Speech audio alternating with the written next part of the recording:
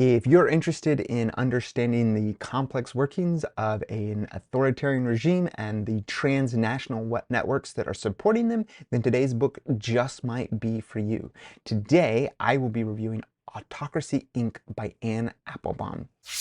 Welcome to Spencer Reads Everything. I'm your host, Spencer Duncan, and today we're taking a look at a book that was recommended as I was listening to an NPR story that dealt with, of course, the relationship between corporations and the authoritarian governments in the world. Anne Applebaum's book, Autocracy Inc., it really tries to pull back the curtain on the global rise of autocratic power and the forces behind it. In this sharply written exploration, Applebaum doesn't just address any singular dictator, she is all over the map, or any isolated governments, but instead she really paints a sweeping picture of all of the connections and collaborations and just all of the influences that create a supportive environment for authoritarians to flourish globally. The book actually opens by examining the motivations behind leaders who shift towards autocratic rule, especially those who abandon democratic principles, not out of ideology, but for the allure of absolute power and health. So she's looking at a lot of people that have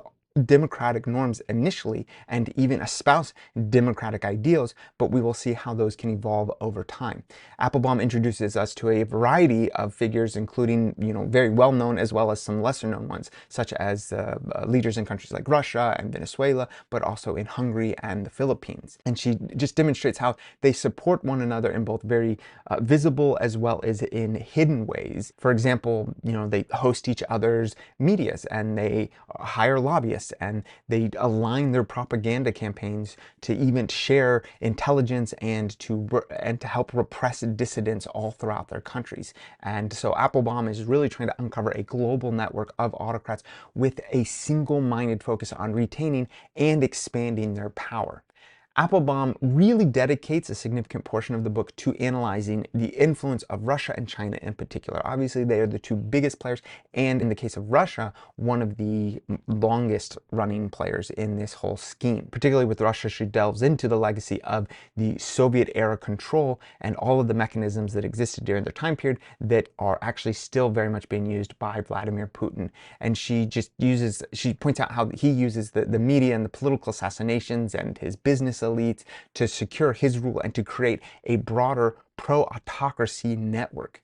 She also argues that China is taking a more innovative approach by leveraging technology and social media and just manipulating all of the different sources possible, and even using some economic coercion through its Belt and Road Initiative, which effectively brings smaller states into its sphere of influence. Applebaum also takes a step back to analyze how democracies in the West inadvertently support all of these regimes, even if they don't realize it, especially the citizens. And they do this by purchasing resources and technology and by allowing business leaders to invest in autocratic states. Applebaum argues that Western nations contribute to the endurance of these regimes, and even more so by failing to present a united democratic front. Countries like the United States and the United Kingdom and even the European Union make themselves vulnerable to influence and manipulation. In other words, Applebaum's criticism of these democracies is very sharp and poignant, and she even argues that many of the political leaders have been complacent or even complicit in allowing authoritarianism to spread under the guise of economic and political pragmatism. In her book, Applebaum examines the role of the internet and of social media as tools for propaganda and surveillance. She especially highlights how autocrats use digital platforms to undermine democratic institutions. They spread disinformation and they turn citizens into informants on one another. And she shows how this surveillance technology sourced from authoritarian states is, according to her at least, seeping into democratic ones as well, with governments worldwide purchasing it under the pretense of maintaining security. This is not a book for the lighthearted. This one goes hard and strong on denouncing all sorts of authoritarian regimes, but also it really denounces much of the broader public as well, as it is trying to show how we can all be complicit, whether we realize it or not, in helping to keep certain regimes and autocracies in power. Applebaum is known for her unflinching style and for a very deep knowledge of the political history especially as demonstrated here in Autocracy Inc., although you can see it in her other books as well. This is, of course, going to really demonstrate just how well she understands the long-standing geopolitical situations of a lot of different countries. That is what her specialty is. I would say there is a little bit of hope. I mean, as hard-hitting as her facts are, this book does also try to strike a balance between alarming statistics and a very vivid narrative. I would say that you see that. I mean, there's clearly a lot of extensive research and just passionate belief in democratic values in what she writes about. And I would say this book goes a long way in striking a balance between these alarming statistics and also using vivid narratives and trying to keep the readers engaged while also underscoring the reality of the situation. And so she uses case studies and she uses her own personal anecdotes, and it just adds a human touch to this often very stark and fact-heavy information, and it makes the book quite readable and also, I believe, to be quite educational. I would also say another one of her strengths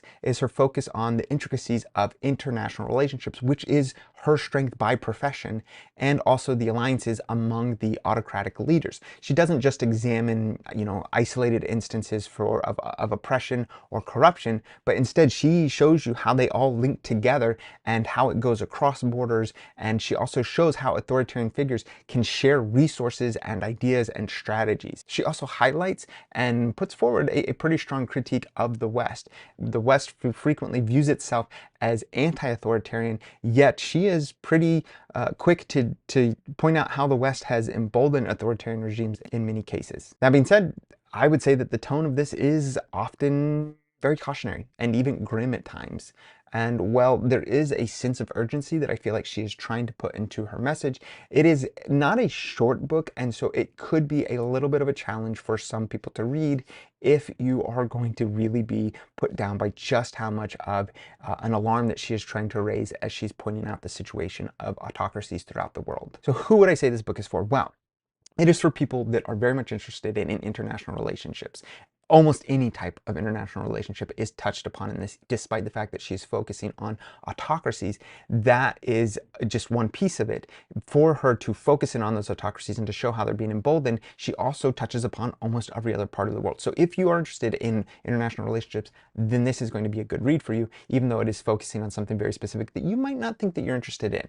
Additionally, if you are not just international relationships of governments, if you're interested in transnational organizations or corporations, you're definitely going to be interested in this as well, because that plays a surprisingly large part of it. And of course, if you have any interest in trying to understand our autocratic and authoritarian regimes in the world, this is totally for you, which I know that might seem a little depressing. A lot of people might say, I don't really care all that much, but it's worth noting that the amount of authoritarian regimes in the world have increased significantly in the last 2 decades. So I do think that this is a very real problem that definitely is worth looking into. And if you want to have a good understanding of the world broadly, this is probably the very type of book that you're going to need, even if you don't love just how pessimistic the story is. That being said, she does provide some moments of hope, and she certainly does give some ideas, especially near the end, of what exactly we could be doing.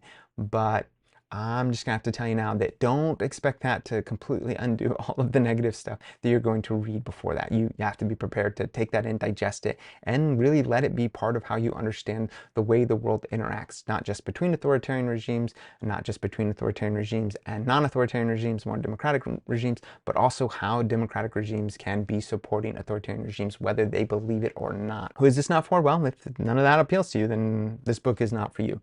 But I would say if you want to have an understanding of the current world situation, you probably should put this on your read list. Even if you're not going to like most of it, I still think you should at least understand the premise of what she is arguing, because I think she had a lot of valid points, even if there were things that could be debated about and some things that you can maybe tweak a little, or some things that you could downright debunk.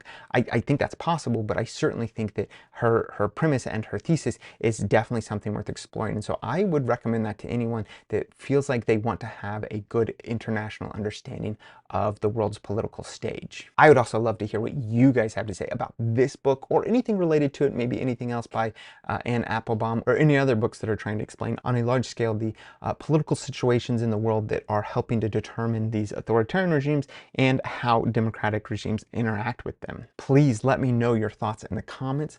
Don't forget to like, subscribe, turn on those notifications, and until next time, keep those pages turning.